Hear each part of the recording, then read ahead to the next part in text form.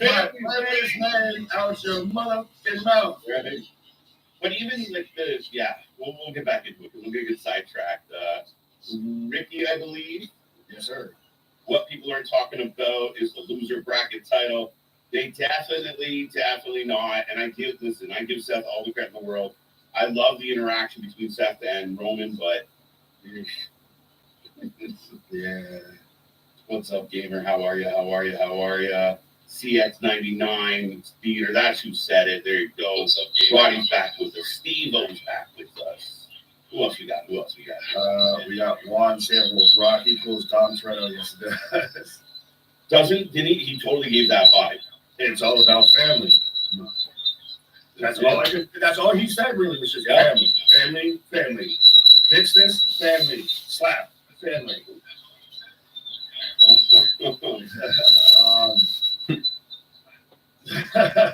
You say this man's name. Gliding on by ya. There you go. Sounds like he's from Roman Rock. Yeah, it sounds like he's from the East Coast of my country. Gliding on by ya. There's too many G's and everything. I look all confused. It looks like it's Russian to me. Cody Triple H against Roman The Rock. No, you do those individual matches. Could you imagine? I think I said it, but then you're like, pacemaker. Yeah. I'm like, not peacemaker, pacemaker. Yeah, I don't know how well that holds up against Bob, but a quick side note, though, somebody that's connected to Cody and Triple H has been thrown out there of, what if we hear voices in our head as the guy who steps in to help this situation? I have seen that slightly thrown around there of now we get Legacy just minus Ted DiBiase showing up here. Yeah, and I don't think Ted Jr. is going to be around anytime soon. I'm locked up. You're invited to WWE. Do you want some cake? Well, what do fat kids and cake say? Yes. Well, it just sounded with the name and then the comment. It's just like, congratulations, you're invited to WWE. Yeah, so would you like some cake? There you go. AJ, good to see you. Bama Beard is back. Terrence Childs. It's another big guy picking on a much smaller guy situation, just like at the Emmys with Will and Chris Rock. Yeah, fair enough. I think we have the bald person. I think we have a little more faith in Cody to fight back, though. Fight back. And again, Cody's not nearly as funny as Chris. Right. And he's saying craziest press conference ever of 2024. Well, we're only like, what, a month and a half, right? Well, we said this last night, Nick. I don't recall in my entire life a wrestling press conference that mattered this much. That was this watched, this viewed, this attended. Usually there's like 15 fake reporters in a room, and, it's, we get clips of it on social. But this felt different last night. You saw that building. It was packed. Oh, absolutely. I was going to say, I don't recall even just a wrestling press conference. I know we have the media scrums after pay-per-views, but I don't recall them having a whole homecoming pep rally there. So where not only is it free to attend, but they got people that spent money to go and have, the whole VIP package. So they made it a whole goddamn spectacle. That was FanCon. That was their E3. That was, like you said, it was a pep rally. Yeah, and it felt different. Like, they didn't have, like, the usual, like, long tables and everybody just sitting stationary. It was very just everybody up. They had their own mics. I thought the way they introduced Cody was perfect of, like, and even the difference. And people talk all the time about TVPG, but here's The Rock dropping F-bombs and cursing. Cody Rhodes opens his promo with "that is bullshit." Like, this is TV-14. This is for the adults. These are for the grown folk in the building.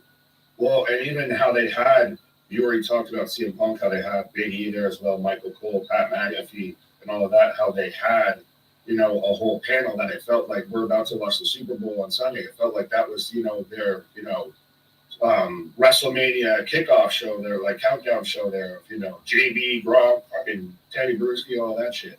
All the old athletes out there. So here's what you should do here. I'm taking that Cody's going to take Seth in this. I think, it's going to be Cody's going to take Roman here. Yeah, it was legitimate analysis, and it didn't all feel phony. Like, it didn't feel Like they were talking about hashtag We Want Cody. They were talking about the Rock wedging himself in there and da da da da da. Like I thought it was really well done. Speaking of hashtag We Want Cody, how y'all go from Bruin hit this man and We Want Cody to the millions and millions? That was one of my favorite parts of like we are such shills as wrestling fans of like we are gonna hijack this. We're gonna burn our WrestleMania tickets and burn our Rock memorabilia. And the I'm minute gonna watch a DC movie again. yeah, and the minute this guy goes millions, everybody hates you. And That's you're my like, line.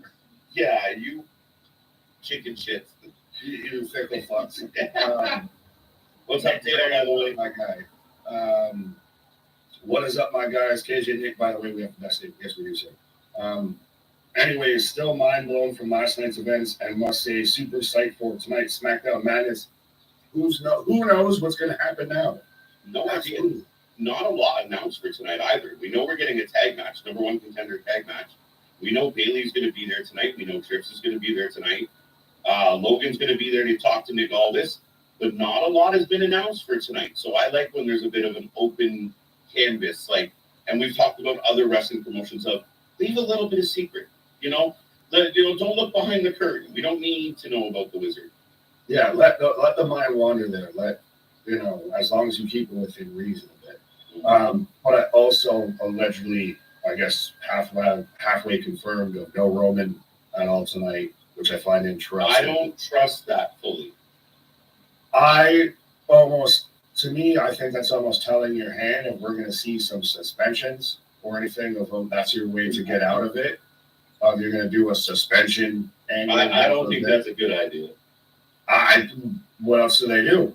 I think I know this is the $1 million question. What is Triple H going to come out there and say?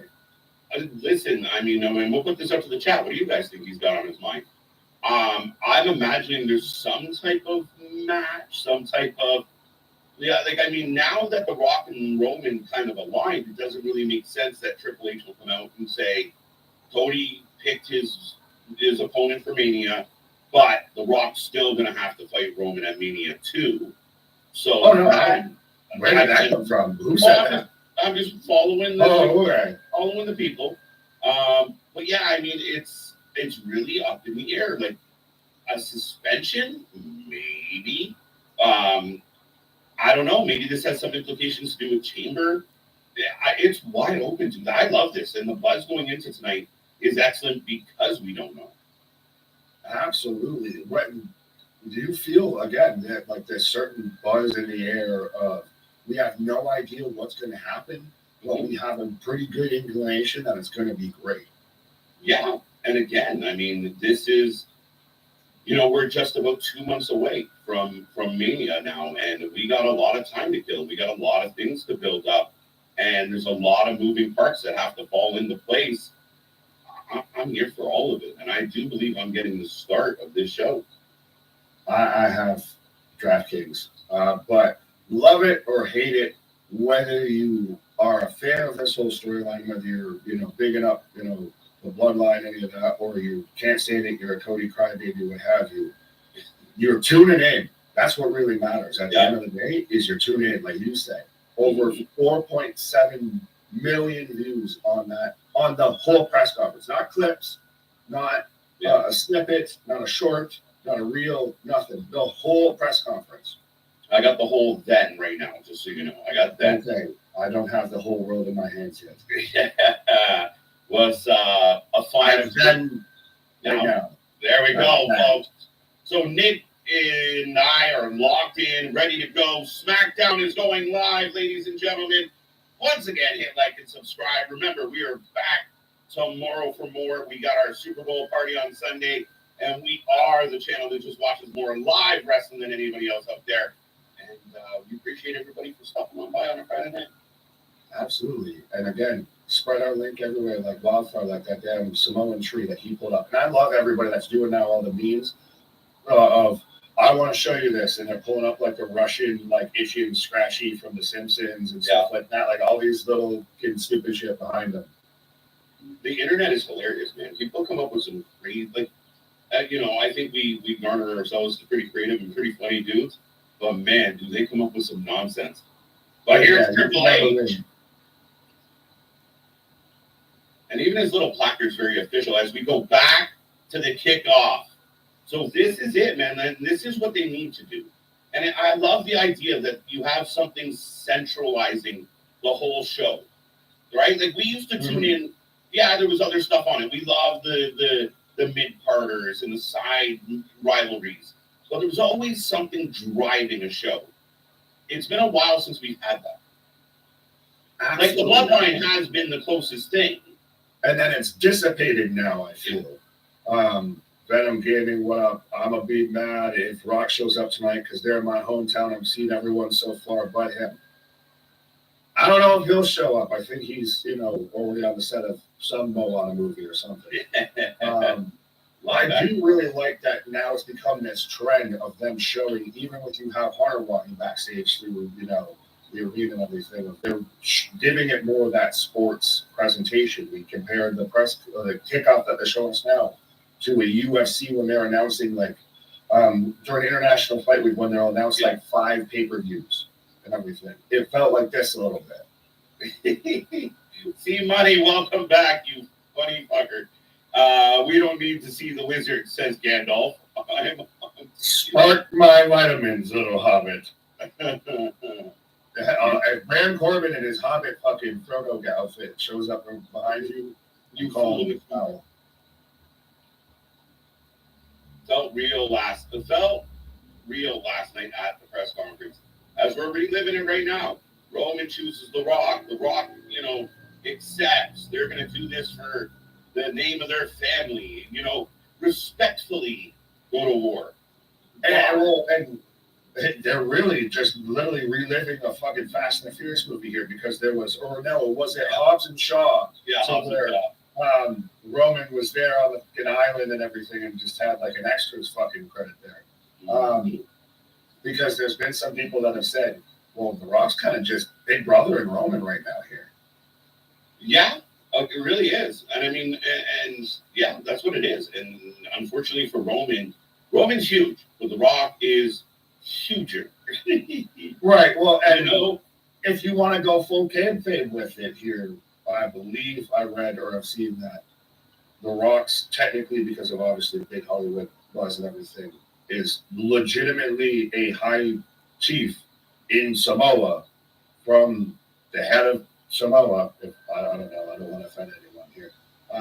So he technically does, in kayfabe sense, his own Roman. Right. We're about to get the replay of the slap. Anthony, welcome. You think Tony is pissed that his big business announcement was largely overshadowed by WWE's press conference and will finally come to realize he needs help in this wrestling business badly? Nick, I think this goes into what we've said for a long time. And I think you said it a lot of just stay in your lane. This is big news. Like the Boston, or whatever the fuck you want to call it, big business is a big deal for him. So just be happy with your win. You know what I mean? Well, and I don't think he's really going out there beyond that. He's honestly with this, I feel halfway staying in this league. He's actually, we kind of joked about it during the kickoff last night of right now, ain't nobody talking about big business now. We're talking about why does The Rock's hand have biceps? Or why does his fingers have biceps? As he's out there smacking Cody Rhodes. Literally, the first comment under his tweet about because the pre-sale tickets sold out already. They've already sold out. So there is a hype for that, and I'm actually saying something nice about Sasha Banks, so I'm feeling good. It's time to play the game. As we've got Hunter coming up, but I'll end this real quick he's staying in his lane. He's just getting way overshadowed right now. The thing is, and I see fans out there I saw reports they already sold the 4,000 seat pre-sale to TD Garden. I'm like, that's great. That's a big W for them. But let's just be honest. What we're getting right here, it's not the same thing. It's not, and it's not an insult. You're 5 years in. You're hoping one day you're playing, a press conference that fills a building. But right now, some of your shows aren't filling buildings. So just take your wins for what they are. Well, I think it's a win for both sides here. I think it's when you get probably the certain fans that you're, alluding to and everything like that, that really try and make this that back and forth thing and, step outside their lane. Versus if you just look at this as for pro wrestling as a whole, Yeah. I think they're both W's. And that's how I wish Yeah. every other wrestling fan would look at that. That is exactly the way it should be looked at, my friend. Right. Right? Like, if the WWE is doing all this big business, and then on the other hand, both GMs are in the ring. Right. Interesting, folks. As well, shout out whoever has a Go Bills sign right there. Go Bills and Tiffy time. Did you send friends to the arena? A man after my own heart. Someone get me this man's name so I can shake his hand. You send him a T-shirt for having to go. Literally, random sign guy. If the internet sleuths can find him, I will send him a T-shirt just out of the blue. Do these three not look like a faction? Yeah, it's called the Authority. There you go. Bow down to the king. I still think that, especially now that he's starting to get them, that button's a little looser there towards the top. I think he might be like, "I am the game." Over 12,000 people large in the building tonight. A big rockhead, by the way. Well, and then Rhodes Rollins 24 campaigns on here. There was Triple H chants. As there should be. I will remind everybody, though, as we've had a ton of chats already, we're trying to click on everybody. But we do have the super chats, the super stickers, and all that fun stuff. If you want to help support the channel, and that way you can make sure we get to your comment, because we talk a lot. There's a lot of things going on, and y'all talk a lot too. Facts. We're going to have to listen. Yeah, a little bit here. Feels like we're on the road to WrestleMania. We took a hard left turn on fire. Uh-huh. Well, that goes back to how we talked about, did they pivot? They might have. Well, I think of that whole John Cena. How about a little heel turn as he does the actual heel toe? Yeah, I saw someone on TikTok yesterday of like, oh, wow, Rocky sucks chance. Are they anywhere near Buffalo? What the fuck is that guy doing with the sign there? I don't know where they are, actually. Someone let me know. Where are they tonight, folks? Right, but this feels like 1996 here where Rocky sucks, and you notice how the big Rocky fat head isn't current Rocky bald head, everything. This is literally gold chain, silk shirt. Yeah. Oh, they're in Charlotte. Some people don't know their role. They're in North Carolina. Why is there a Bills fan? We're international. We got nose. Trust me, I tried not to. Oh, and he's leading it. It was hurt their authority. Okay. But here's the thing. Here's the thing. I really don't care where you sit. We're getting Triple H the Game cutting a promo, not Paul Levesque. Yeah.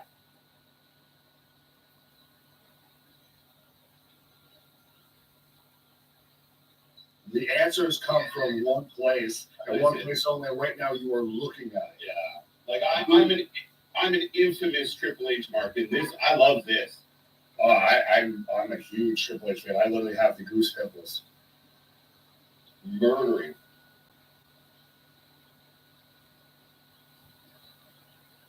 This is, again, this goes back to, it may not be your TV 14, but we're back, baby. Pro wrestling is where it was when we were kids watching this. The big pop when he announces the match against Cody. Thank you, Triple H, in the background. Right. What's up, Malik? Big Cody chance. Right. What's up, brother? Jacob. Where was this crowd at Vegas? Everybody was, little wishy-washy in Vegas.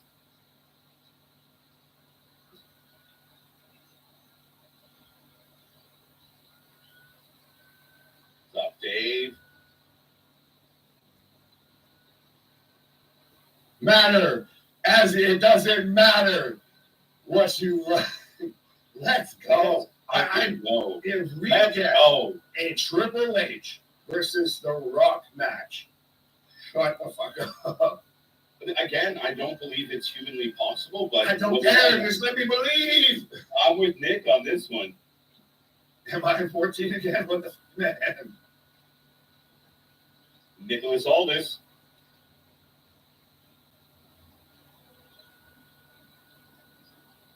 Now we're shifting. It to Oh, here we're going to announce a chamber. Yeah, yeah. But why is Aldis doing it instead of Because, yeah, we've had discussions. Oh, 3 from here and 3 from there.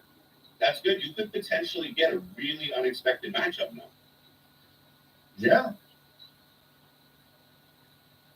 Get a Bobby Lashley Karrion Kross in there.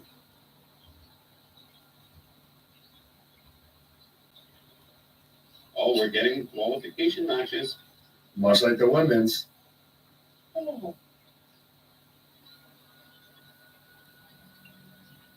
But to reiterate that WWE management is a united front, so they are together.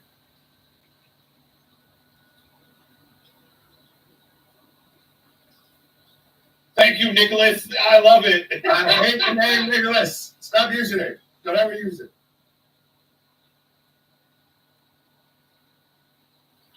But hearing the fans the way they are tonight, feeling the energy, this does feel like we've turned the clock. Look at it. Orton, Bronson Reed, KO, Logan, AJ, Miz, Bobby, Dom, Ivar, Drew, Seth, or Drew, Sammy, Ivar.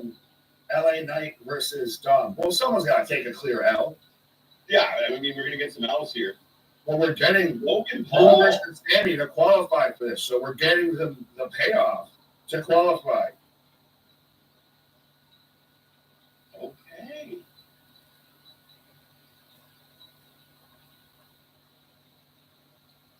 That is Dom's the gonna fight new. AJ. So AJ Miz, KO Logan, Orton, Bronson Reed. So whoever side is who they're facing. Cooking, folks. Cooking. As we're getting a chamber. Keyshawn says WWE Continental Classic. Screw you. And it's only one match instead of a series of matches. Drew McIntyre in the house. As he will open the show with a match tonight. Let's go. My guy, I'm literally.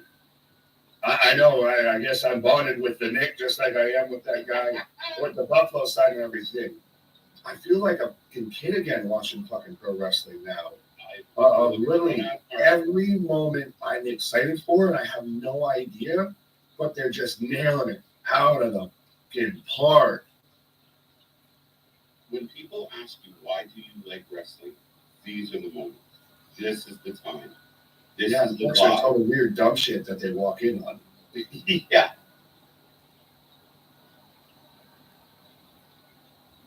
As he's out here talking about CM Punk with the shirt on. But no, the brand's putting that over. I see you, man. But it's not over, but this is all qualifying matches for a multi-brand chamber to face Seth. DM Hunk. Drew versus AJ Styles. No, it's Drew versus. It is the qualifying match. It's Drew versus Sammy. Oh, no, is it really? Yeah, Okay. I believe. I believe. Is that you in the front row there with your phone? Right there on the corner, right by Drew right now with the kid with the cowboy hat I got a much nicer beard. and much less hair. Respectfully. Factually.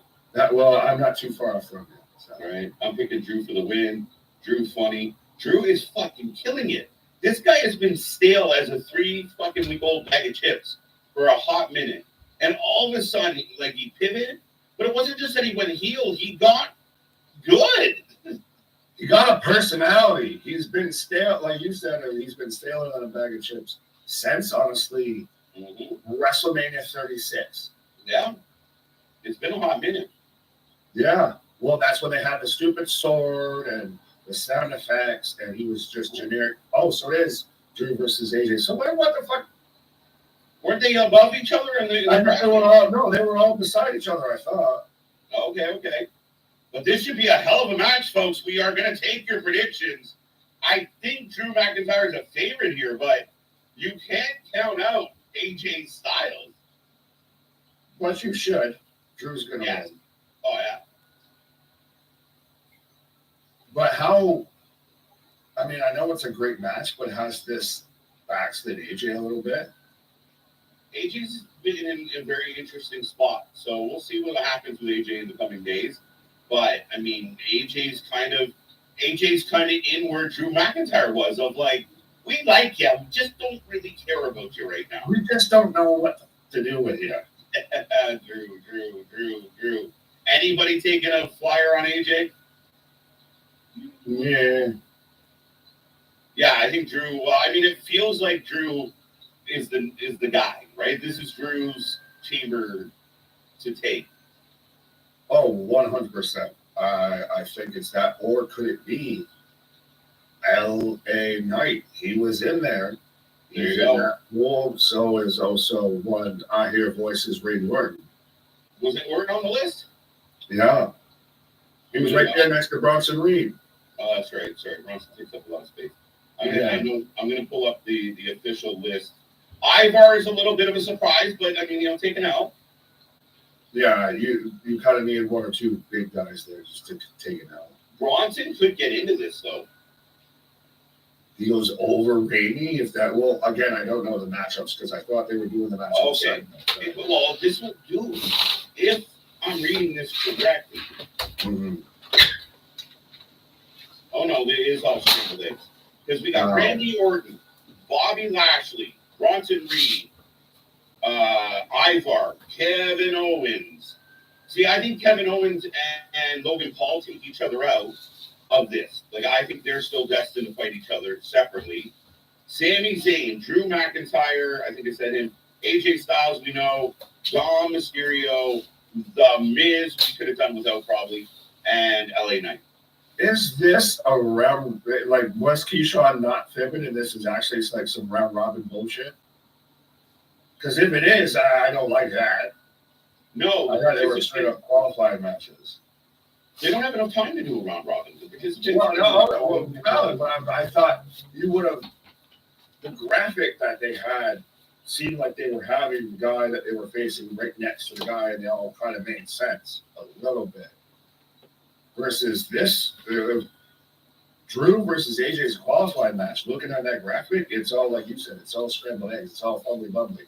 Yeah, but it's just qualifiers. So winning you're in because it's the 9th of February, and so we got this. It's not this weekend, not next weekend, but the weekend after. So 2 weeks from Saturday. So they don't have enough time to do a whole bunch of fucking around. Yeah, no, that's fine. And like Boston says, you win your match, you're in. It's simple. I'm not saying it's complicated. I thought the matches that they had, like the pairings, was what they had on the graphic. I get that it's winning your in. I just was going off the pairings. Yeah, I guess it's a little more random. A little bit. But first name John, thank you for the $5 super chat. As I said, 102 people kicking with us already. We're 20 minutes in. Remember when it felt like they were going to do something new with AJ Styles? Well, they did. They said new, not good. Well, yeah, they brought him back, and it was like, oh, this new Jack, the lone wolf AJ, and then he kind of got swallowed up by the whole, fatal four-way, and now we're back into, where we are now. So we don't get out by the bloodline storyline, honestly. You need to give him something of his own, like a mid-card storyline. Like, he doesn't have to go after a title, but put him in something that matters. Mm-hmm. Randy Orton's here. I will say, folks, there's about 52 likes on the stream right now. I got 98 people hanging around with us. Let's make sure, if you're going to watch us, give us a thumbs up. What are you waiting for? Like I said earlier, smack the teeth out of Smack the tooth. the tooth out of that like button, that subscribe button, that bell notification. But I still find it funny that I didn't even notice. I think it's because we were talking that there was the censored version of what The Rock said afterwards backstage and the uncensored version. Yeah, I had to go looking for that uncensored one. I was like, what did Oh. it say? So it's Randy versus Sammy tonight for qualifying match. Sammy's gonna go over Randy. Sammy versus Randy Orton. Interesting. But it makes no sense booking wise. I don't care. I don't listen. That we're getting Drew McIntyre, AJ Styles, Sammy, Randy Orton. Oh, LA Knight coming out. And even Rev Jess is out there. It's like, what do you want me to do? Yeah, like shit, dude. Like just as I was saying, like we can't complain. Like I had constant be greedy, folks. But we are Right. getting fed. We are getting fed. John went up saying, Big Nick, they said they were qualifying. But yeah, I understand the matches qualifying in the chamber. I thought the bracket was the graphic, is all. Come on, Nick. Yeah, I'm not slow. I'm just a little behind. Lady, if he starts licking his camera, folks, we got problems. The Salisbury's taste like Salisbury. And if you don't get that Super Troopers reference, then shenanigans on you. Shenanigans. Can I get a liter of cola? Yeah, right. It's for a cop. What's happening here? All right, folks. If you haven't made a prediction yet, let us know. Let us know. I will remind everybody out there, we take a rating out of 10 at the end of the night. We want to know what the fans out there are thinking about these shows. So make sure you're here at the end and get your 2 cents in. But good evening, Brandon. How are you? Dale, and just in case, I think I said hello, Dale, but welcome, sir.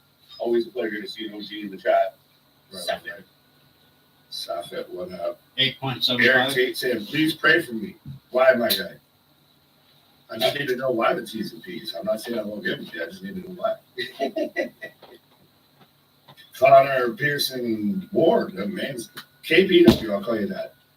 He's agreeing with you right there of saying I can't complain because it's my favorite version of Drew. He needs to win Belt at Mania. Facts. He's actually got us to a point, like when we originally talked about this, remember we were talking about who replaces Punk, and I think you threw it out of like Drew, and I was like, get the fuck out.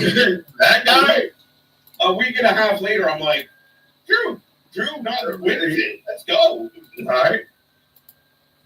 Rona, what Alexis put up saying, put me in the chamber. Well, is that because they think you're Kevin Owens still and that you're going to be in the chamber automatically?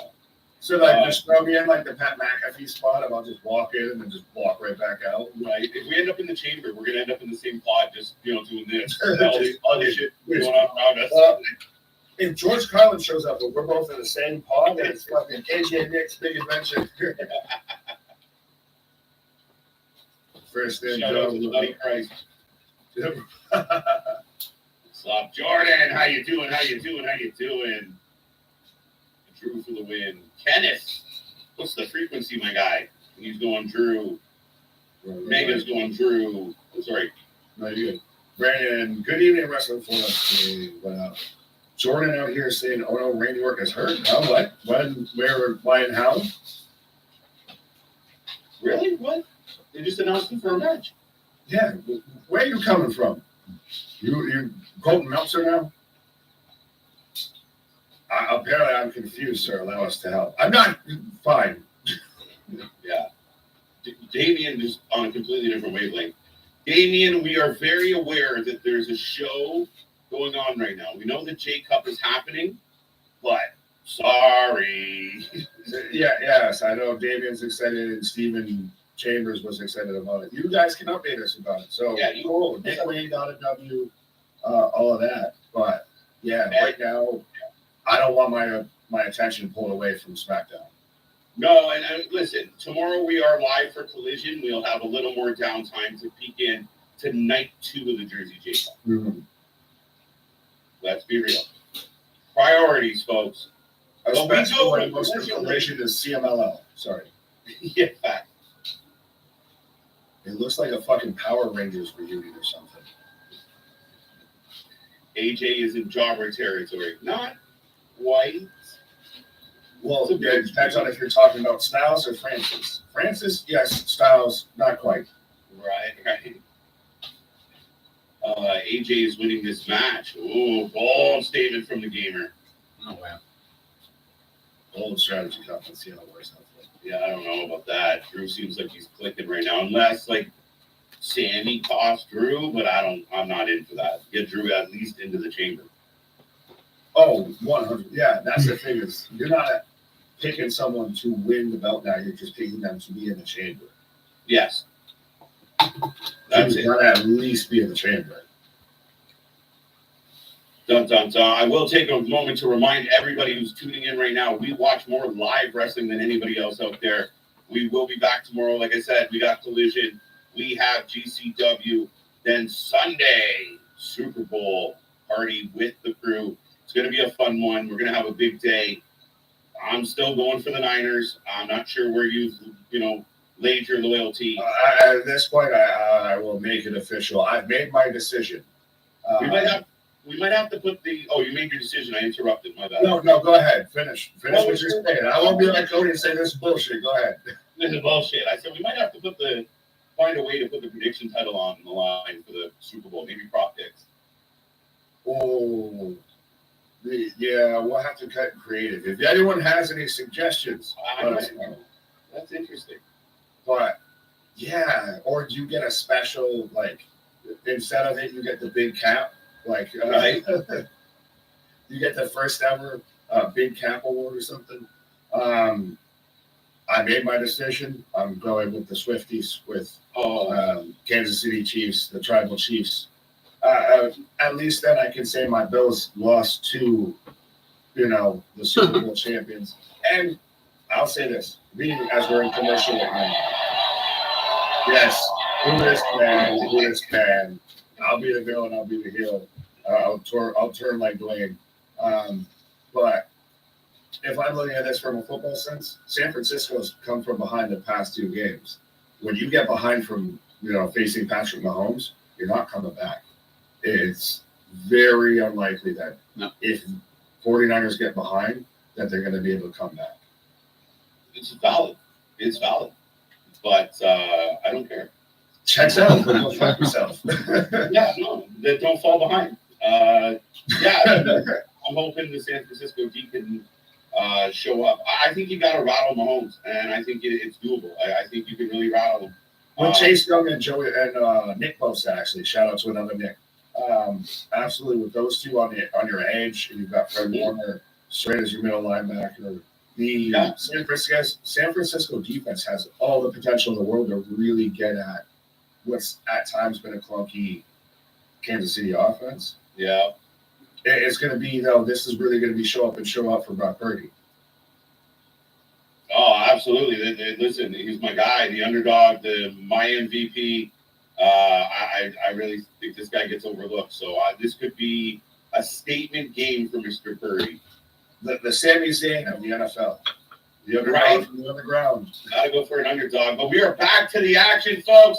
And we got AJ going for a Styles clash. It was always funny against Drew. This Drew's gigantic.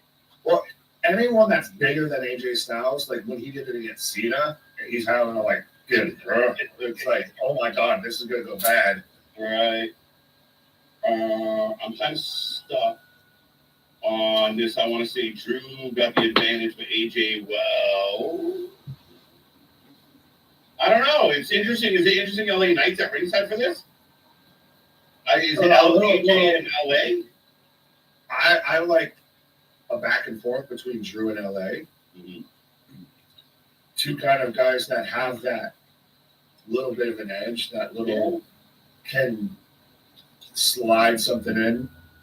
I think we might be setting up LA and AJ at some point. I feel like AJ will be all elite. I feel like you're going to be completely wrong, James. I think AJ is sailing off into the sunset, a happy WWE retiree. Oh, absolutely, 100%. Have you heard of the rumors of it being LA Knight versus Logan at WrestleMania a few years ago? Yeah, I've kind of been beating that drum. I kind of think that would be great. but this KO story is going really well and Right. continuing. Ooh. So Kip up from Drew, but selling the knee. I like if he's just doing this just to troll, just to troll. like in Seth, because I think it's same leg and everything too. There you go. Sean wants to be different. There you go. There you go. Right. Big game L saying Drew's gonna win. Is it Al or AI? I'm just kidding. I'll call you Al. I'll call you Al. Al. Oh, calf crusher. Drew climbing, grabs the bottom rope. I turned it for the participation belt. Oh, poor thing. It is the losers bracket. It's funny, and again, I think once you start calling that within the business, like within the company, I believe you take the sting out of people saying it, right? Because you've now acknowledged it, and Seth gets to kind of counter the criticism. Means that. AJ goes the phenomenal for him, and Drew just says, "Fuck on out of here." LA Knight, yeah. Bye. But yeah, it takes the sting out of it. It's, well, if I make fun of myself, then when you make fun of me, it's not so bad because you don't sound as cool because I already did it. Sean, do me a favor, Sean. Take your ears. Take big plastic. You know what he said. It's self-harm. But there's 1,000,005 things you could do to your ears that would be better than listening to Meltzer. Like listening to us. I was just saying, like listening to our whole back catalog. Unless people are graduates. Yeah, don't listen to Meltzer. He's just making shit up. Oh, See, yeah. You know, we're setting up AJ versus LA. Is that water bottle stuck clean into the padding there ringside? Right between that and the barricade. That thing slotted in there perfectly, like a goddamn couple. Yeah. LA's out here to give AJ the out, I think. Hold up, but oh. 2, 3, 4. Yeah. Who the fuck are engineers and shit?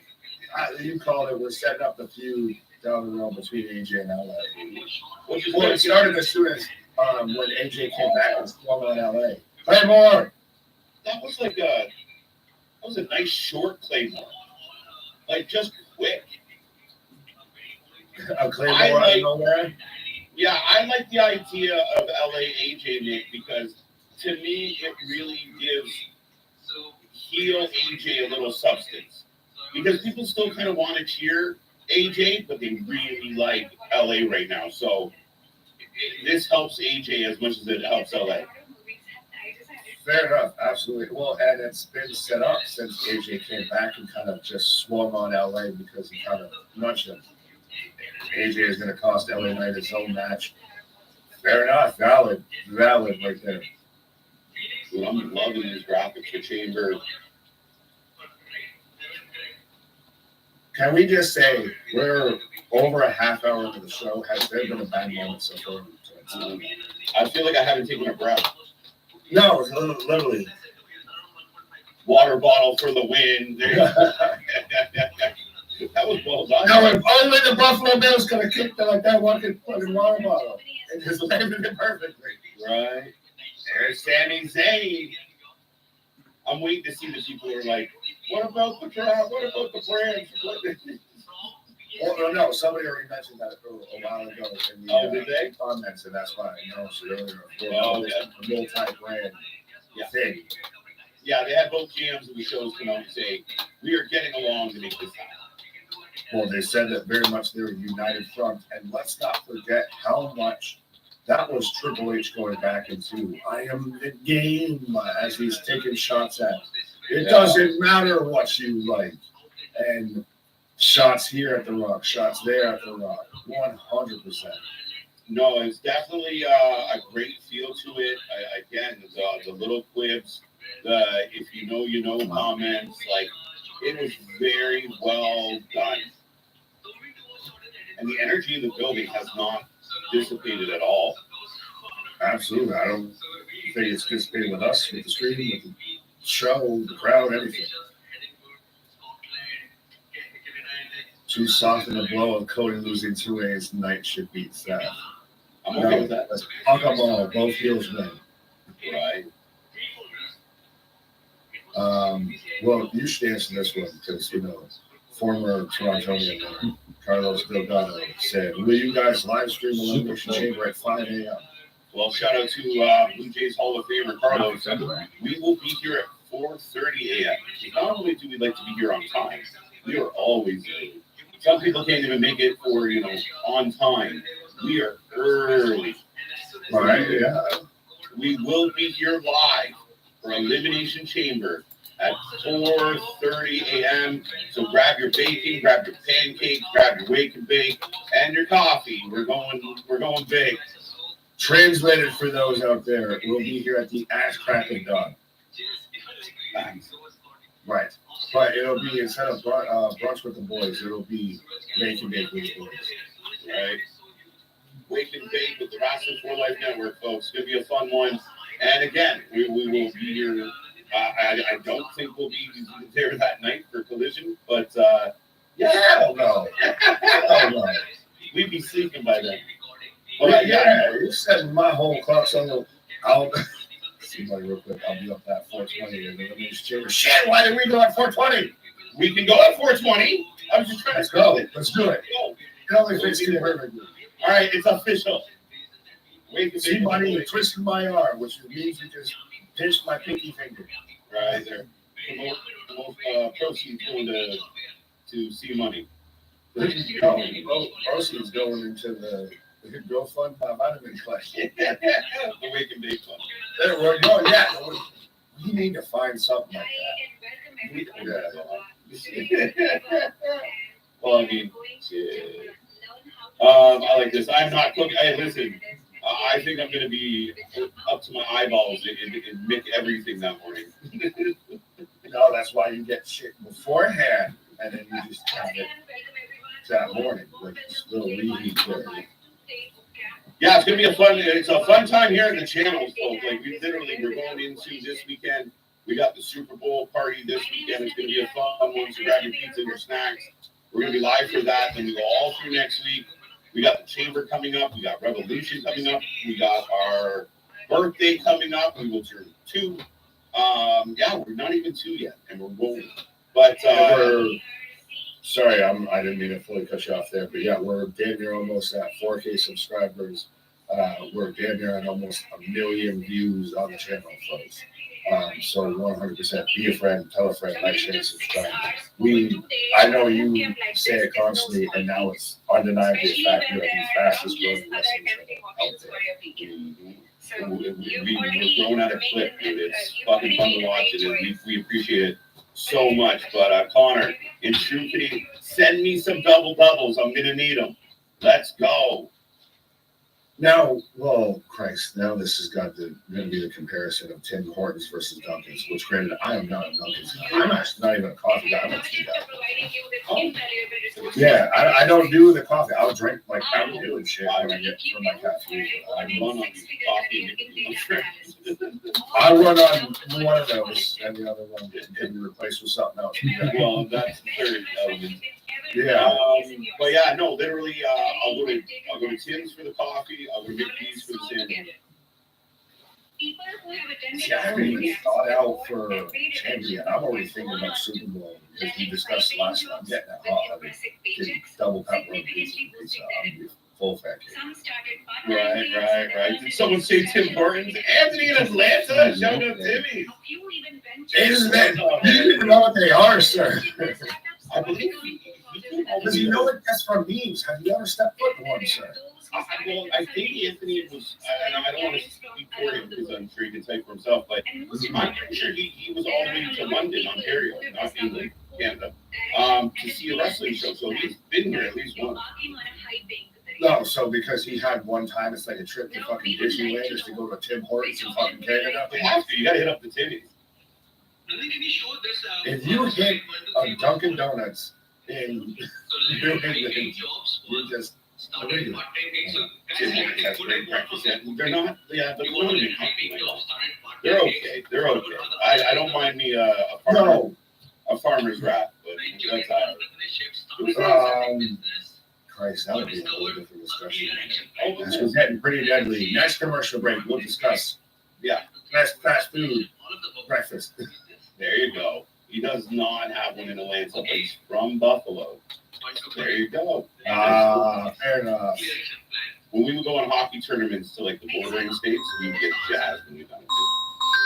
It's hard to Yeah, Austin, I would say someone who's going to watch your child is going to be, it's going to be something that you cannot moonlight. Pretty deadly here, and Hold on. we got a bandaged hand thanks to Pete Dunne.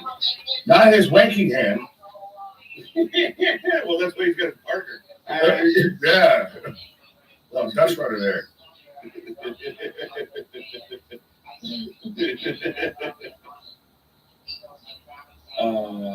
As This Triple literally H, looks like this. What the fuck? yeah, Triple H opened the show, Hagen, and he basically said, he didn't really say much as far as the situation goes. He just said, screw the rock, screw the rock, screw the rock. And to you, Nick Aldis. Right. You live at Tim Hortons in the UK? That's crazy.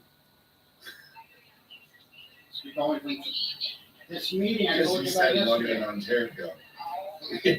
I'll call you at 3 o'clock. Oh, it's shit. Wait, I missed the second part. Why is it shit? Oh, wait, what? Connecticut, shut up.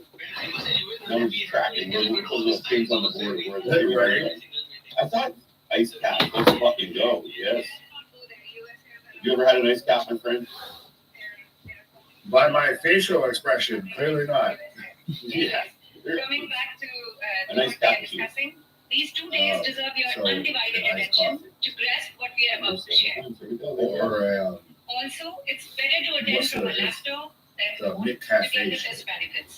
Yeah. Try to use headphones so that you can fully Overpriced concentrate. McDonald's. They're on par here. Yeah. I guess internationally, they're more expensive. But here we go. We're back. We're getting the replay from last week where Bailey made her decision and Damage Control has exiled her. I wouldn't say Damage Control has broken up, but they are definitely not a united front anymore. With Bailey. Well, yeah, no, it's more of literally Bailey's just been herself. I would go ahead and say that. I think Dakota Kai, like we've said for the longest time, is very much going to be the leader of this whole faction. That it's getting even iffy as to how close she is to actual in-ring action versus just, oh, well, she'll take over as kind of the talking point. Because she already kind of was there. That's when we started to see the writing on the wall. So, Bailey's just, I think the rest of Damage Control is united front. Yeah, absolutely. Now, we don't quite know what we're doing with Dakota Kai right now, but we imagine she's doing it.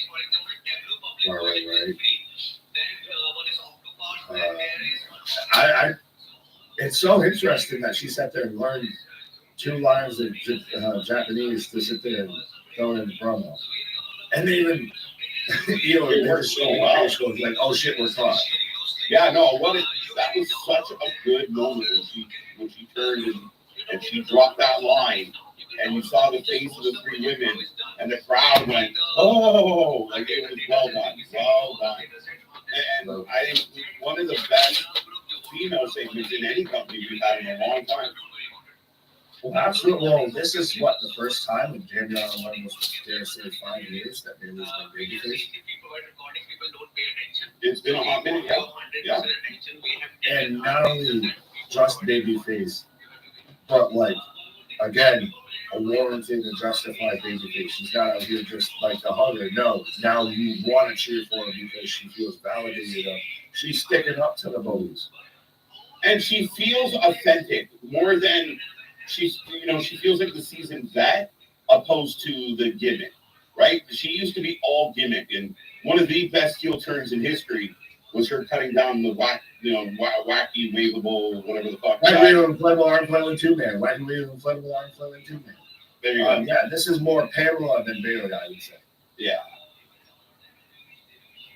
But there you go. Did not Bailey translate for EO when they first formed. I don't know. You might be right. I don't remember that, but we got Bianca Belair here. Vitamins may affect short-term memory. The four horsewomen can't happen because Mercedes already signed with AEW. Mhm. I thought, yeah, but they can, supplement and actually have a good wrestler in that place instead of Mercedes. I think we're looking at it right now with Yeah, I'm Or if they do that with that's Jade. That'd be very interesting. And so just jump you up. You go from straight out the gates and you jump up 5 We levels. will be sharing details. Right. And it's about certification. Bailey's been a heel in the pandemic. So see, like I said, it's been about 5 years. Yeah. 100%. Yeah. Because even when she first turned heel, like you said, she took out the I left knee agree. and Colorado And and thrown two when there. you Yeah, are yeah, making it was- it I think not it was more everyone, before. not just Yeah. host and Remember the parents. video of the kids crying? I thought it was great. Yeah, screw you, Izzy. As we already saw, And here comes she is Mission. testifying, and people are With participating the actively in the Outlanders. session. Have they just And become apart from brothers us, now? even the Yep. participants add a lot of value to the boot Just camp through their bald, comments, bearded questions, brothers. and views There you in go. the boot camp. 100% easy bake. I hope Can't you deny all that. will also add value to this boot camp. Chat is open and everyone can see your messages. Those are the same person? Feature later because we do not want your computer. The EST over the boss? Well, one is Belair and one is Sasha. We have been told that it's very Oh. distracting. The vitamins are good over on Yeah, your yeah, end. W effect here. I Oh, think the Mercedes Monet hit. Yeah, I got it from Ricky. I got some of that hope from there from Damien. Right? Does anyone else find it ironic that AEW travelers say Punk is either drunk and washed, but they're excited for set? Again, I think sometimes the beauty is in the eye of the beholder, my friend. So yes, Yeah, I have lived in you New can York, say like that. Ankit already mentioned. Like, cool. I don't even know how to make heads or tails of that tribalism base there at this point. Is this? So we got Mission. By the way, we'll take a prediction on this match. Are you taking Belair? Are you taking Mission? And I believe this is a chamber qualifier. Yes, sir. So I'm taking Belair. yeah, I think everybody. Everyone has to go to Paris. And Paris, especially Well, you were, 2 minutes to the break. Oh my God. Sad is really scary. Yeah, we go to commercial here. Well, because you were even questioned, I think, last time. We had Belair at the kickoff, but she had no match names or anything like that. Yeah. So, It was weird that Belair. I mean, I like Belair. Great. They want to, hype up the show. But I think that's the spot where Belair could have stayed home and Bailey could have come out or to at least acknowledge it. Or this is me being picky. If I'm being picky on what was like a 4.5 or a 5-star show, if there was one little tweak, it's probably a 5 out of 5. Let's be real. But if there was one little tweak I could have suggested, is maybe have Bailey come out and talk about her match. I would have liked that. Maybe you could have done with, I don't know if you want to cut the panel. I think Bianca was there very clearly, and I think I called her on the stream, but she was just there. Hey, new Hulu show. New Hulu show. Go watch it. Now, granted, it's interesting that she name dropped Sasha Banks while she was out there as well. She's Matt. Don't say that too loud around John Ross after he was lying because you say that he was wrong on something. Me and you can win. Dun, dun, dun. Fair enough, as KJ's taking across because here, as I'm a commercial break. So again, I will remind everybody, we got 70 some odd people kicking around with us. Be a friend, tell a friend, like, share, subscribe. We're here for Friday Night SmackDown. And oh, by the way, we'll still be here for Rampage. If you're really holding on for that, I'm sure there'll probably be plenty of us to still talk about when it comes to WWE, respectfully compared to Rampage here. But we'll be here live for that. And then tomorrow, back at it like a jackrabbit for Collision. Night 2 of the Jersey J Cup, yeah, we come up the final. And then Sunday, 100%. Super Bowl party, absolutely. I want to say we started it last year, could be wrong, but those have always been just super fun. And we really actually, I mean, it's interesting now of how even the wrestling's, invaded the Super Bowl. You got George Kittle out there getting questions about the Cody storyline. 100%. love to just chill with the fans, obviously football and shit. Kind of give us a little breather here outside of just this wrestling cast, because we're 9 days into the second month of 2024, and already it has just been chaos. Christ, think about it. Within, what was it, 6 or 8 days, you had The Rock out there shaking hands with Cody and him walking off with a sad face, and now he's out there turning around and slapping the taste out of his mouth. So, 100%, 2024 is a wild time already, I believe, when it comes to pro wrestling. And there's no place better to spend it with than your favorite wrestling buddies. The alternative commentary you can't get anywhere else, and the wrestling is you need to love. And there's only one wrestling family on YouTube, and it's Wrestling for Life. So you can tell that. As I'm back from action, I've got Misha and Bianca just throwing hands right now. Honestly, the best thing that can happen to Good Brothers is Tama Tonga comes and joins up with that. No one was looking for Tama Tonga on that bloodline here. I know he's probably not related. But still, could we see him get involved in that bloodline? Like, who do we have, I guess, on our fantasy draft to get involved with the bloodline if we start to expand that now, especially when we're bringing up names like Jacob Fatu and Lance Anawahi, who are both free agents on WWE television. So, could we see an influx of Samoan or Samoan representatives? Bianca with, goes for the springboard moonsault, but we should try to have the knees up. But got caught. Malik Reynolds. Curvin Abreu, so you need to tell me she was part of the qualified match. She did win last night. That was happening. Who are you right here with? Jade Cargill was last night too. Wait, no, she was in attendance. She was not there at all. She was not on screen. Which was, I think, is very interesting of where do you see Jade Cargill show up, because the last time we saw her was at the Rumble. She eliminated Nia, and then she's just been MIA since then. So we'll see where she shows up where that leads. But I think she's an outlier, a wild card, I would say. I'm not interested in Becky versus Rhea at WrestleMania. Why, Sasha? Why? That's the thing, though. I think people are taking where they feel right. A superplex from Mission onto Bianca here. She's going for the cover. 1, 2 go. I think people are set on how they feel about the story right now.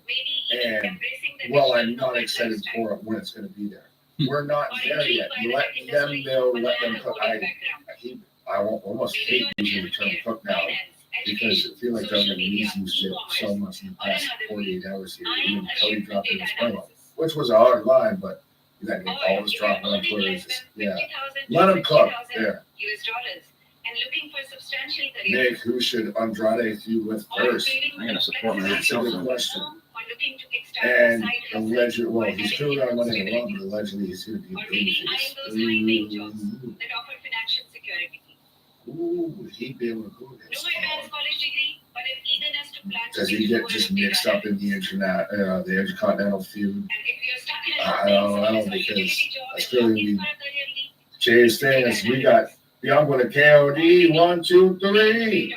So Bianca Belair qualifies, qualifier number 2 for the Women's Elimination Chamber. So we've got Becky and Bianca are the 2 qualifiers so far for the chamber here. Yeah, so this is my next question. What motivated you to join us today? I wish if Shayna had beat Becky to win the chamber to face and beat Rhea at WrestleMania 40. The other, well, it could still happen. Well, I still think, as what they've done in the past, is the last spot always comes down to like a multi-woman match of everybody that was in a qualifier match. That's lost so far, I feel. So there's still hope. There's still hope. There's still potential. Raw's 2-0. Christian's 2-0. Who we are again? I'm on a roll. Literally, we have that. As I got Bailey backstage here. Wonderful. I can't tell if she's supposed to be looking emotional or happy. Here. Yeah. As I'm in again, commercial break. Where is Curtis with this over-under on commercial break? Because they feel Yeah. granted, they kind of fit when they've done them, but we've been a little commercial heavy. Been great, but had plenty of commercial breaks so far. What's up, WrestleMania friends? J-Boy, what up? Bailey in the building, absolutely. Okay, it looks like everybody posted wins and losses, so I believe that means the rank system is on, okay? AI, e-commerce, and Malik, I'm not sure where you're at, my guy, but I hope you find Earth sometime here, sir. If you want to explain where you're at, I get it, but I'm lost with that comment. When was the last time Mission won a match? Valid. Has she won a match since she's been back? That's an interesting, debatable topic here. See, I know she hasn't had too many matches, so be interesting to see if she's actually won it. The bucks goes beyond just But the paycheck. Damien Bianca Belair is good friends with Mercedes Momoa. With Mercedes, aka Sasha Banks, Bianca Belair, Sasha, and her had one of the best women's matches in history.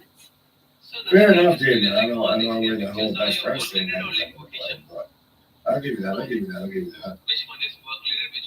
But yes, as we're again in commercial break right now. But so we've still got Randy versus Sandy to happen tonight. You guys have for that. And we also do still have the British Strong Style taking on DIY in a qualifying match to see who's going to be number one contender for the time title. And I feel like that's a match straight out of like NXT 2017, 2018 here. I think that match is going to go really great as far as technical in-ring wise, as far as build, and just I'm kind of lost on DIY here with that terrible entrance music and that terrible ring here. But this is an outline shot here. We see Sheamus show up here. I know JJ's talked about They're gonna want a money. bunch of him potentially showing up. Sheamus comes back here, and he ends up helping British Strong Style end up being the qualifier for the title. Larry, what up? So we got Larry on Larry Action. Just gave you like, yes, 100%. If you haven't done so already, please from Telfriend. Like, share, subscribe, hit that like button. As I got 77 people kicking around here right now, as I see 71. So see, we're still like 5 or 6 short here. So let's go. But I appreciate everybody here. As so they're pitching to their championship belts for NFL teams exclusive. You can get your exclusive San Francisco 49ers or Kansas City Chiefs championship belt here for WWE. As they're literally running, and again, I've said this so much. I know it's not TV 14. I know it's not Blood, Guts, and Gore and TNA and all of that. And, you know, Vince Russo's a fucking fossil at this point. But WWE is back fully in the mainstream here. Pro wrestling is back fully. I shouldn't even say it's company exclusive here. But we're literally like got USA Today. We've got the New York Times, the Wall Street Journal. We got this major news source, that major news source, all talking about even the stuff that happened last night. On top of all the other examples that I've listed here before, with the Emmys, late night talk show, big blockbuster movies here. Pro wrestling is in the mainstream. It's cool to be a pro wrestling fan again. Honestly, as Ron Breaker out here, student and moving backstage meeting here with Triple H. Or join promising startups. This is a fantastic option, especially if you can't work in our office full time for personal reasons. Oh, so Braun's not decided. He's still debating. Granted, we've got him on SmackDown We'll with the also share how SmackDown to logo on find TV various types behind of him in a blue opportunities, suit how to pitch as for Paul jobs, Heyman walks in. and how much to charge, and how to get started. Instantly just, We now will does this also become a teach you some Bloodline thing or does exciting this skills become, which you oh, can deploy right away. I was about to say, Doing does it some become client him assignments recruiting? and to build your confidence that you can perform this work, such as As Heyman says, now that's a hell of a talent from a really wacky family. And we'll he was teach you saying, I can see today now it's how not a to good build time. So interactive dashboards Paul for Heyman again, CEOs and top the management using goat, tablets. the perfect guy to have. How to do You data really, analysis, this is just, extract and present meaningful business insights when I to come business back, teams, I'll clients, be and with my recruiters. tribal chief, Roman How to Reigns. find data analytics. So is Roman gonna be here tonight? Now And how that, to pitch directly to high potential international startups. Interesting. and the Rock. Properly defining Now, your project is important for successful I- delivery of your project. anyone, And many professionals face determine deliverables and carve out Anyone can exceptions for a clarify me. fictitious international client. did he mention about that being tonight or is that later on? Like, We just now, kind of left it very open ended. yeah, it could be. Yeah, it could be tonight, it could be next week, it could be next month. But when he returns, and Paul Heyman, like the professional shit disturber that he is, as Bailey coming to the ring. But man, again, just stirring the pot, and you see the look on Triple H's face of like, I want to snap your neck. But does this not feel like the super bloodline right now? Like, Yeah. Heyman, that no credit.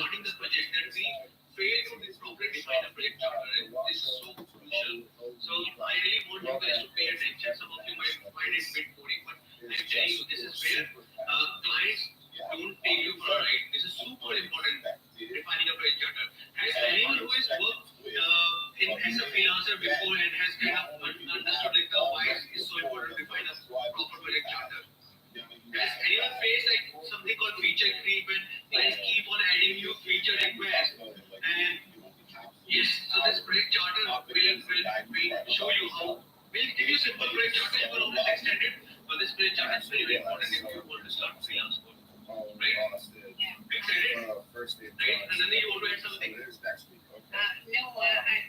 it's also known as kitchen sink approach. So, project charter is extremely important whether you're working as a freelancer or you're working with small teams. As the, like you said, the ultimate shit disturber. So Arjun has said the same thing. It's very frustrating. I have experience with doing a project on MS Power Apps, and the client would always keep asking changes after some of the iteration they ask for. And Arjun, I'm telling you, we all have been through the same thing. So always spend like at least like 10 or 20% of time in making sure your project charter is there. A lot of time the client will become super friendly when in starting, in beginning, they will say, no, we understand, we trust each other, and they will give you a lot of reasons not to do a proper project charter, but you should insist from day one, we spend time, I do the project charter. So what you should say, I do the project charter, you just review it, you just sign it off. Very, very important. So Megha, what is project charter? Project charter is like you chart down all the deliverables. Most importantly, you will say these things are in scope, these things I do, these things you should also mention what is not in scope. You should also say, for example, in our project charter in Tableau, I'm just kind of giving you spoilers, we do that will only do database visualization from a CSV dump, CSV file. We won't do any visualization from live data, live streaming data. So that will be not in scope. So we will define those things what are not in the scope of that project. Right? You will come to it. When kitchen sink is like kitchen sink is like your own kitchen sink. You throw everything in your kitchen sink and then you try to. That's the thing. Guys, got it? Is Okay. Dustin and Cody. How to present a story with data? Storytelling using data is a rare skill which drives decision making. If you do this well, you can get opportunities to join the CEO's office and be a management insider. How to prepare for an interview for data analyst jobs? How to use sophisticated tools to scrape data from the web with ease? A must-have skill for any data analysis project. How to create data models for customer segmentation and help businesses double their revenues and profits. So I'll be taking this project. the 8th project, so this is like our third project. This is like the most. I'm very excited about this project, this customer segmentation project. And guys, you're going to love this project. We'll do this project tomorrow, and I'll be taking this project. So she's sitting there pointing out on how every time I walk into All this hands-on training with industry veterans today and tomorrow. Now, will knowing these things be helpful for your career? Let us know in the chat. And are you excited about these projects? Are you looking forward to these projects? Yes. You guys are increasing our energy. You are giving us a lot of excitement. I've been trying to text you all week. Are you going? We'll give you a lot of, we will have a lot of exciting giveaways each day. But make sure that you attend for at least 2.5 hours on that day if you want the giveaways. Now, what will you get? Data analyst resume templates, pre-built sales and marketing dashboards that you can deploy and use to build your freelance profiles. Sample email stats so you can use to pitch US startups for data analyst projects. Free chapter on how to read business intelligence charts. Exclusive chapters on what is data analysis and how to set up a professional data analyst environment in your laptop.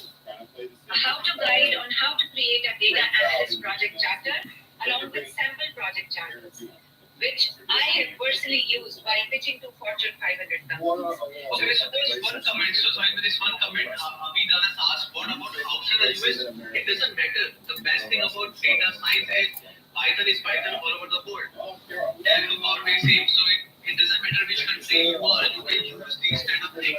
Maybe you might change some kind of grammar, some kind of vocabulary, other things, maybe color scheme. For example, in China, that is considered to be a very good color. In US, that is considered to be a dangerous color. So why you might do something on that? But otherwise, the knowledge is same across the entire world.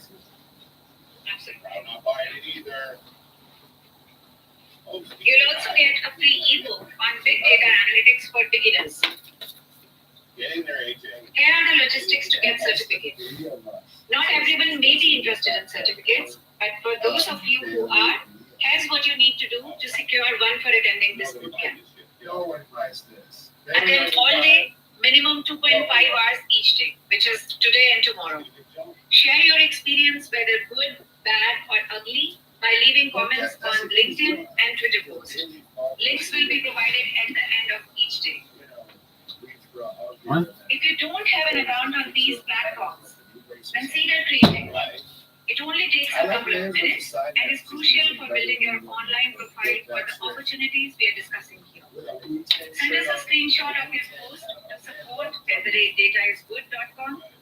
After 3 to 5 days, we'll send you a certificate. If you have any questions about receiving your certificate, reach out to support@dataisgood.com. So this one question I'll take Ali's question. How do we create a portfolio? Latest companies are asking for portfolio goal. So this is called data science portfolio, and yes, all of you should have a data science. The easiest sites for it are Kaggle and GitHub. You should have that. And in fact, you should be sending your GitHub and Kaggle profiles. Then there are a couple of websites like datascienceportfolio.com. You can start building there. There are multiple websites. The most important thing is if somebody looks at your data science portfolio and if they pick a project, you should be able to explain them. You should be able to box them from the technical perspective, also and business perspective. Building a portfolio is easy, but understanding the business outcome or business impact from that project is super important. That is what you guys have to understand. That is one thing.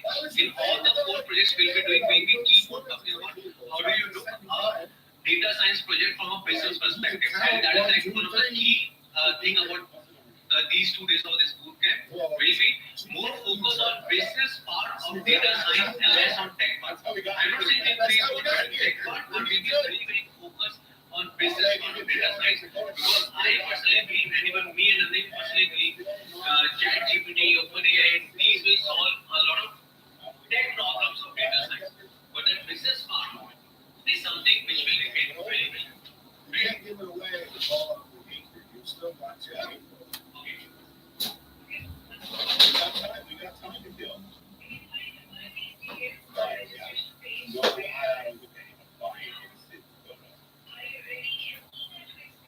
That's the most Christ is Caleb mentioned that shortage. They heard that fucking call.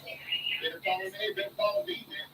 There you go, there you go. And with this, I am going to invite Ankit to take it forward. I am wondering, when you have to stop your screen so that I can start my Kevin Holmgren some new balances. Okay, guys, thank you so much. Nandini, it was wonderful. Please stick around. And this is me, Ankit. I am a data science entrepreneur. I have 18 plus years of experience. I have built multi-million-dollar businesses in data science and algorithms. I have had over 1,000 plus data science professionals just like you, and I'm very proud of achieve remarkable results. My story, given my Nandini story, was featured in one of the best-selling books on entrepreneurship called No Shortcut. You can go to Amazon.com and you can search for this book. This was our first startup which we did around 12-13 years ago. So because of that startup, our story was featured in No Shortcuts, and that's it. And so, as I said, we are here to explore an incredible opportunity. And but before we even start talking about this opportunity, we need to acknowledge what is in the background of this opportunity. Because in the background of every opportunity, there is a problem. And we cannot effectively forward without addressing the problem. So that's understand one thing. Data science is not a subject. Just hear me out. Hear me out before you start using data science. At least for you guys, you should not consider data science as a subject. You should consider data science as a subject. And why I'm saying so? Why I'm saying data science, you should consider data science as a subject. Because you have to use this tool to help a business. And get it out. That outcome could be increasing their revenue, slashing their costs, boosting their profit. I don't know, whatever it is. The day you start thinking from this perspective, the data science is the tool which I'm going to use. So never go into these things that should I learn Power BI, should I learn Tableau, should I learn Docker, Data Studio, it doesn't make sense. Because if you're going to join a company, that company is going to tell you, we only use Tableau, we only use Docker, we only use Power BI. It doesn't matter. The most important thing is, by using these two, can you help them achieve something? Is everyone able to understand what I'm saying? You will understand a little bit more once we go through this boot camp. But I'm just telling you the crux. I really want all of you to take this concept of data science, the tool which you're going to use. So data science is not a subject that you should fear. Stop thinking like I'm coming from a non-tech background, I'm coming from, I have zero coding knowledge. It doesn't matter because it's a tool that you have to use. Right? I hope everyone is on the same page with me what I'm saying. Perfect. There you go, folks. But now the question is, but is it possible for you to be part of this without learning the code or becoming a software engineer? That's the question which a lot of you want to ask. With data analytics, absolutely yes. And we still think that whoever becomes this, everything is going to fail. So the question is, if you want highly paid jobs, you need skills that have high demand but low supply. Yeah. So how many of you want a $100,000 job in data science or $10,000 jobs which pay more than $10,000? I think The reason I'm asking you this question is because I'm going to say, stop thinking like this. Just stop thinking like this. No. Just stop thinking like this. I want $10,000. Hear me out. Why I'm saying so? Tell me one day if somebody is paying you $10,000, are they doing a charity on you? If somebody is paying you $15,000 per month, are they doing a charity on you? I get it. You brought her in. Why somebody pays you? Why somebody is going to pay you $10,000? Why? Why somebody will pay you $10,000? No fault of her own. She just wasn't quite Any answers? that they expected her to be. Exactly. Chetan, somebody is going to pay you X amount of money if you can give them 2x, 3x, 5x, or 10x of that amount of money. As simple as that. People only pay you if you give them something in return. So my point here is, instead of thinking, how do I get $10,000 job? Can you start thinking, what are the skills I require to develop so that I can make them $1 million profit a year? What are the skills I require or what are the skills these companies need, or what are the problems these companies are facing. If I solve them, they can pay me this kind of money. So all of a sudden, you are now going to start asking questions to your mentors, to yourself. What are the hot skills I need? What are the biggest problems these big companies are facing? You start thinking in terms of business, and that is the only use of data science to solve business problems. At least for us. Maybe for researchers, it's a different thing, but for us, data science professionals, the easiest way and the most lucrative way to get into data science is to start thinking of data science as a tool to solve a business problem. And once you start thinking on this point, what are the skills I require so that I can make somebody $1 million, you will make more money. Got it? Guys, do you agree with me or not? Because we all know that the demand of BI data science is increasing. I'm just going to say there's big data, big problem. Companies are struggling with these kind of problems. Tech looks to analytics skills to process workflows.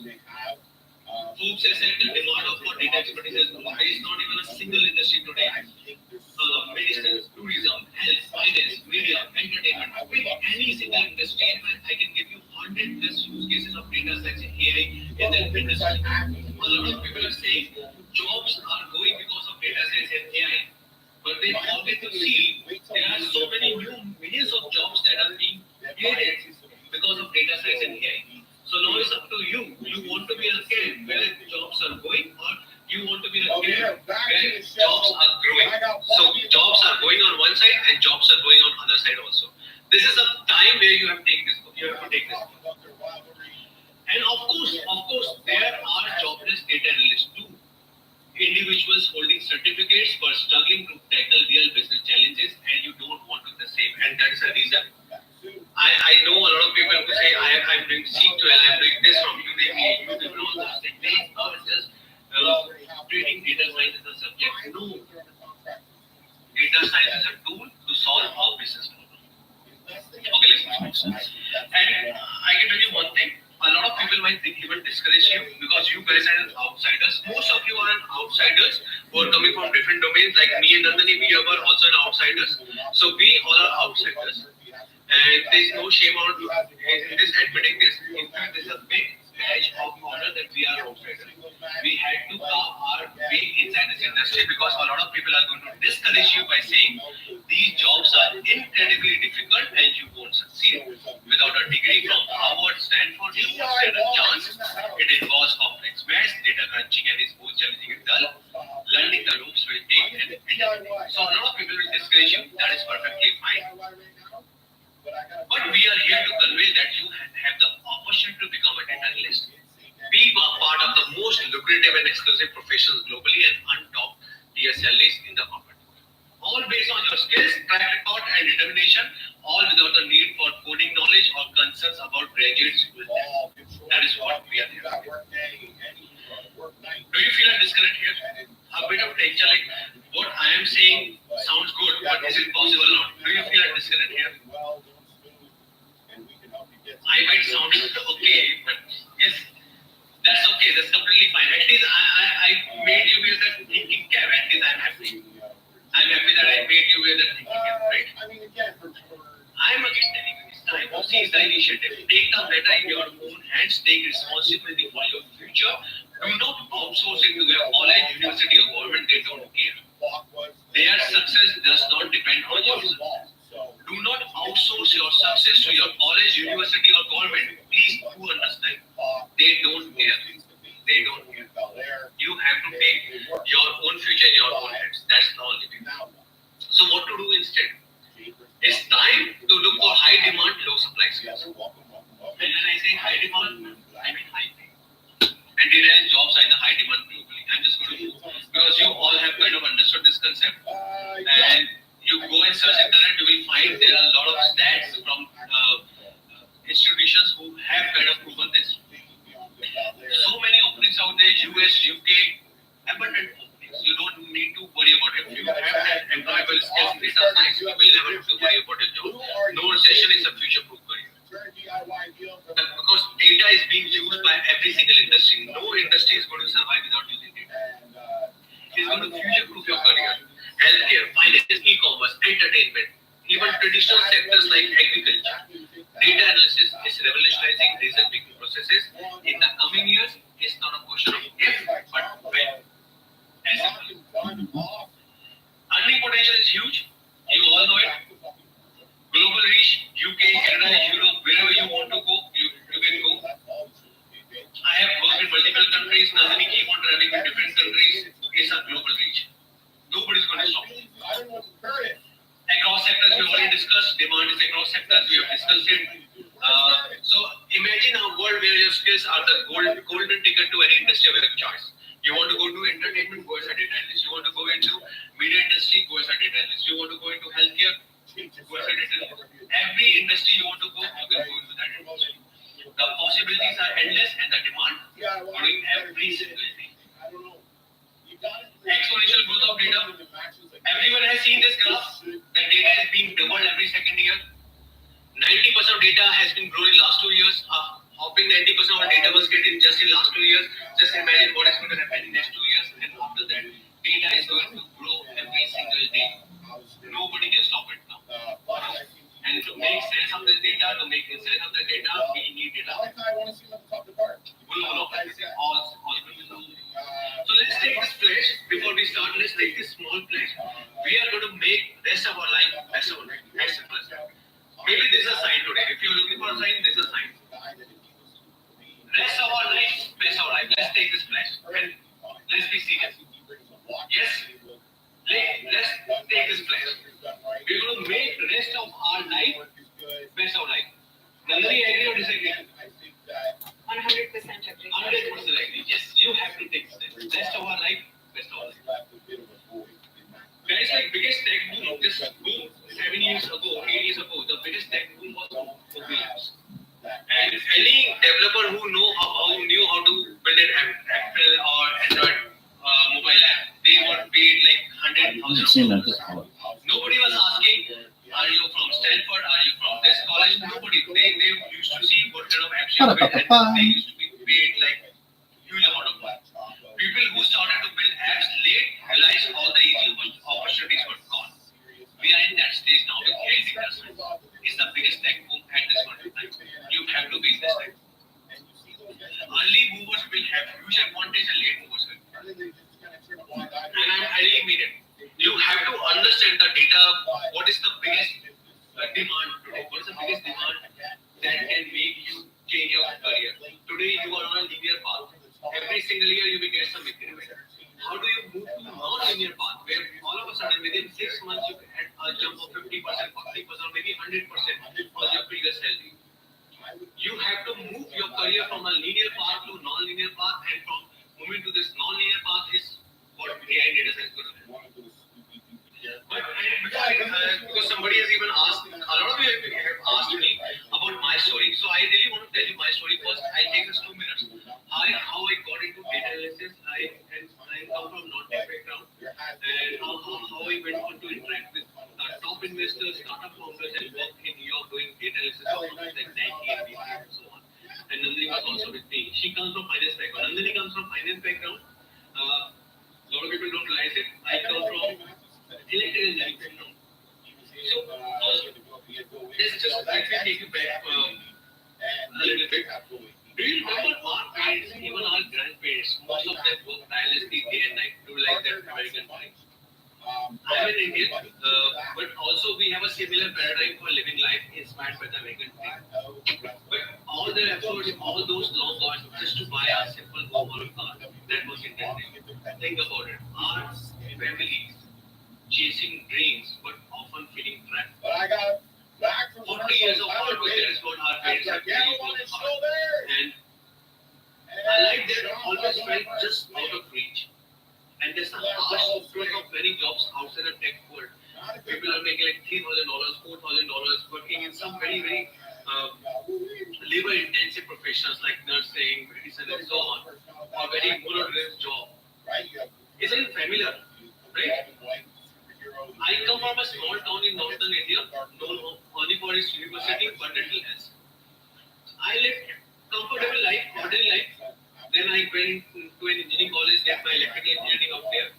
I was happy-go-lucky kid. I travel country with my father posting across the country. Then I pursued my degree electrical background. I had no interest. I was just doing engineering because I had nothing else to do. One of my And favorite I was not getting good marks. I flunked in a lot of subjects out there. By the time I cleared my backlogs of papers which I flunked, I was only getting bad opportunities. I can summarize it. I was only getting second-class opportunities from second-class companies, second-grade pay offer.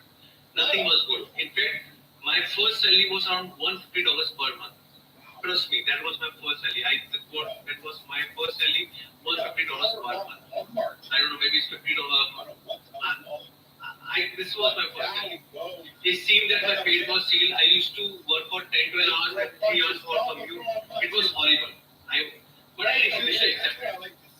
I worked for a year and a half with a low pay and long working hours, but then I quit. Fortunately, I met my mentor in Philippines.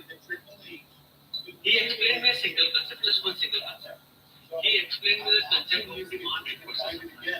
I still remember his exact words, Ankit, forget your past degree, past experience, just understand the concept of demand and supply. Why are actors who are not superstars treated and paid so badly?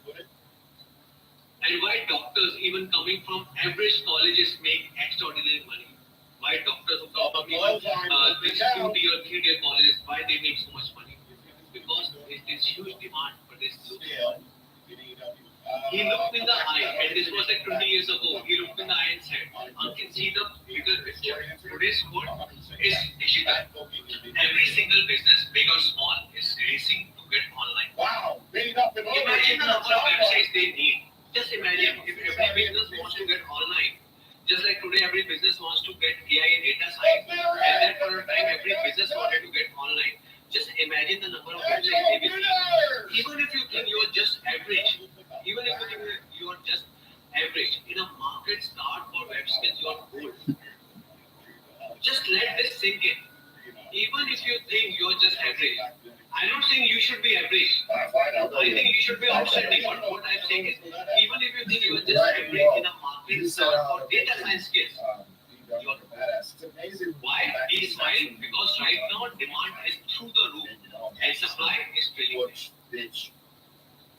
He offered me this work, a website development work for his friend. I learned basic web development from a senior in next few weeks from whatever resources were available.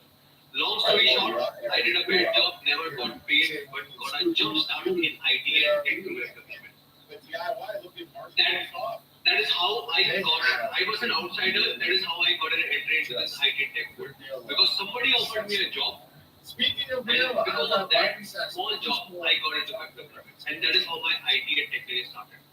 He told me a simple secret to making money and achieving success that I will never forget. It's a rule that's so straightforward that people often overlook it. The law of demand and supply. Why you are working in a profession where the demand is less and supply is more? Why you want to be in that profession? If you have to be in that profession, this means you are always going to be paid less. You have to be in a profession where demand is more and supply is less. You have to understand that. And that is the only way to figure out what is in great demand, figure out and get inside into it. Yes, you will be an outsiders. Most of you are an outsiders. Be very proud about it. Be very proud about that you are an outsiders because you will be an outsider. You will be unwelcome and you will be need to work harder. But you will also be hungrier, more determined, and will have more reasons to do it. And that's what we as a thing have done. We both were outsiders in this world. We were more hungrier, we were more determined, and we had more reasons to do it.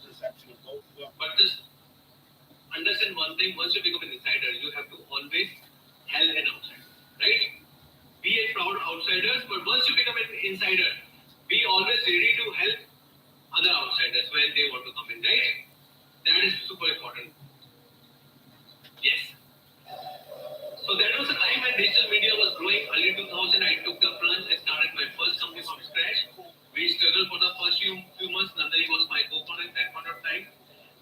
But our persistence paid off. How we were different, we were very data-driven in our approach. In fact, in 1 year, we even raised $4 million from Times Internet. So from being a person who was doing this odd jobs, now we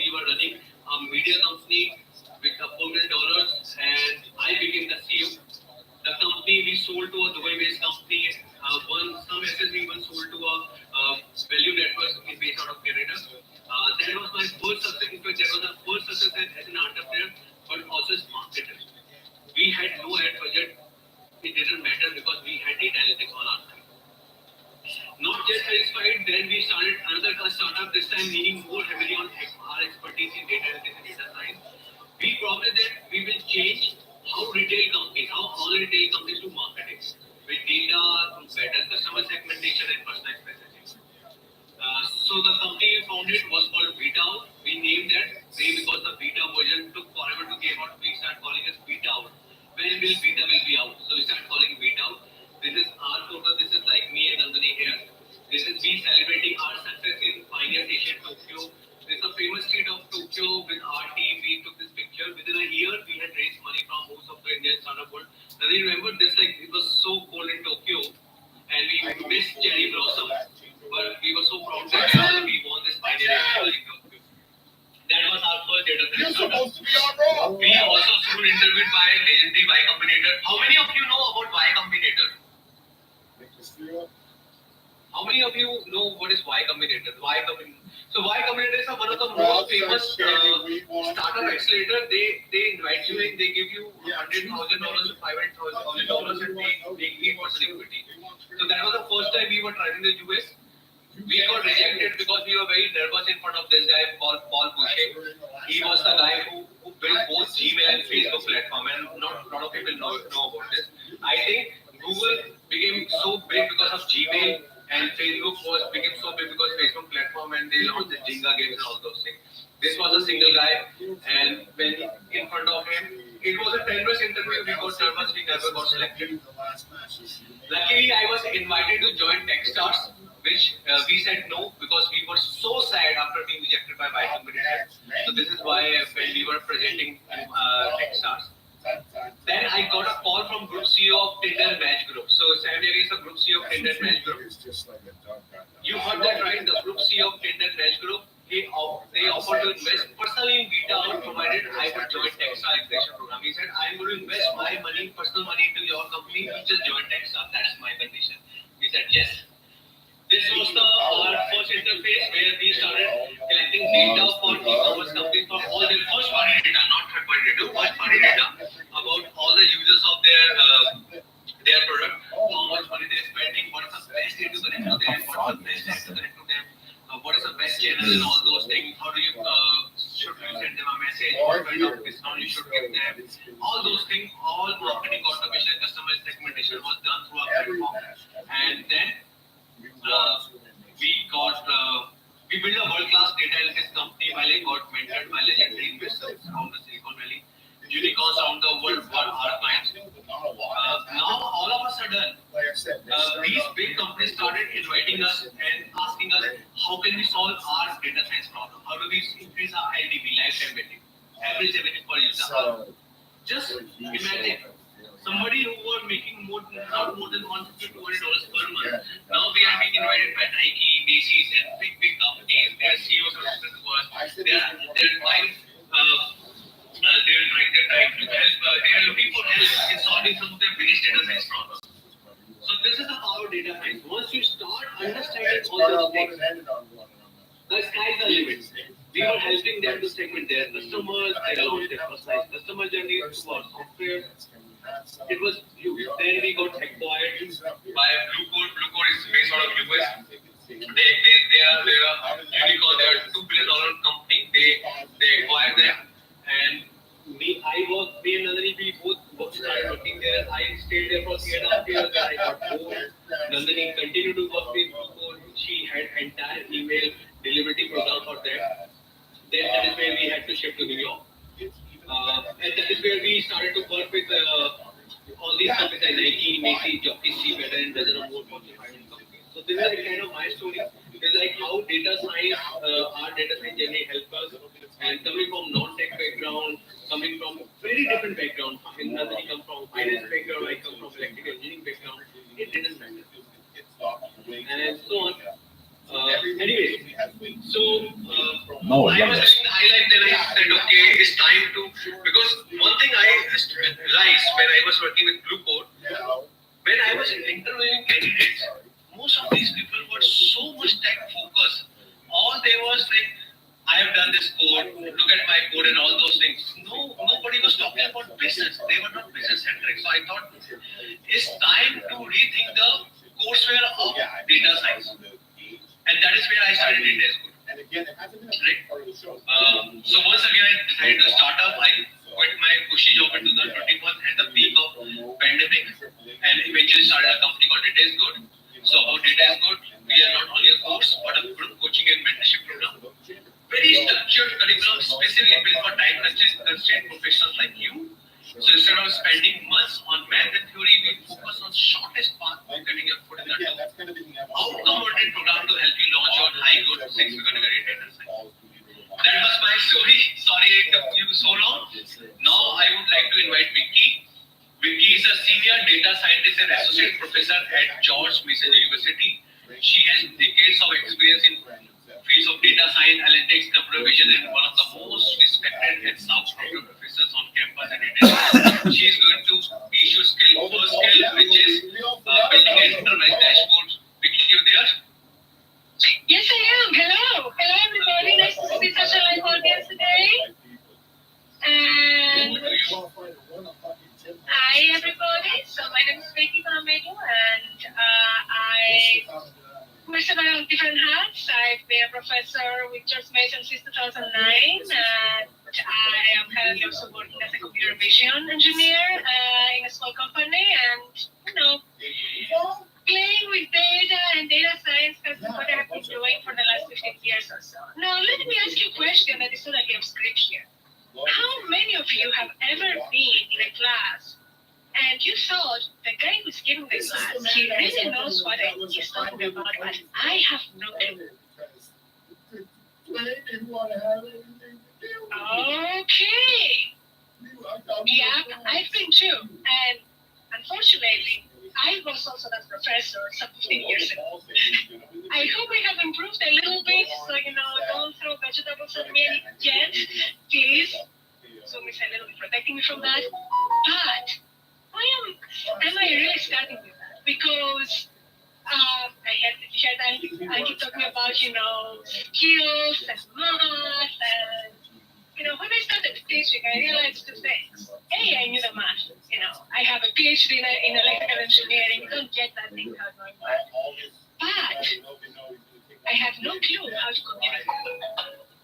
So, yes, you get nowadays all these people that have these excellent skills in actually doing math, saying anything and getting that thing to be understood is another different thing. And on top of that, I kept getting my students doing the exact same thing, somehow getting the math more or less right, but then when they try to explain the math, you could look at those, whether they were writing or with these graphs, you could look sometimes at thinking, no, this doesn't make any sense. I can see the person can actually do this, but communicate it is a different matter. And that's what we are going to be talking about today, communication. So really, a soft skills matter. Why? Because your clients nowadays, or in 6 months from now, that are going to be the management people, they don't want to be math pieces that are going to drill into your brain, try to figure out what you are thinking about. They want something that is actually digestible. And one of those digestible things that I hope I'm going to explain to you, you don't really need too much math to make. Why? Because nowadays the software does the one for us. It's an enterprise dashboard. What is a dashboard? A dashboard is your science fair project. Poster, excuse me. You, as the data analyst, you have a decent understanding of what the math does. So you don't need to know how the math does it for you, but you need to know what it does for you. And you put together something that someone who's not a math expert can actually understand. So it's not really a question of doing math. It is a question of presenting your data, doing some very basic math, but presenting the data in a way that is understandable. And essentially, it is a skill, that you learn how to read, you learn how to draw at some point. It's not much different. So for that, we are going to be using a tool called Tableau. And some of you may have heard of Tableau. It's one of the business intelligence tools. No, What I'm going to use the tool that you can actually download from this website. This is the Tableau public website. And let's see, that's the link for it. If you go to this website, if you haven't already done so, click on Create, you can actually download the Tableau Desktop Public Edition. But since we are going to be going a little bit fast today, if you haven't, just, keep up with me. Oh, I'm sorry, I'm not sharing my screen. I am so sorry. Okay, so we are here. Yes. There. Well played, sir. I hope everybody can see my screen now. So I was at that website. This is the public website of Tableau. And from here, if you go to Create, you can actually download the Tableau Desktop Public Edition. This is a free version of Tableau. It has a few limited capabilities compared to the paid one. The main limitation being you cannot really save when using it. But that's kind of what companies usually do is they give you a free version with the capabilities just to replace it by the free version. So let's this is what it looks down, what it looks like. Yes, I saw it earlier and I really apologize for that. It did load for me just right now. In the earlier it was down for me in the US as well, so it's a little bit of an unfortunate timing. So just feel free to think of what it is I am doing if you don't have that right now. So that's what it looks like. It is essentially, if we open it up, it gives me the option to import data. You can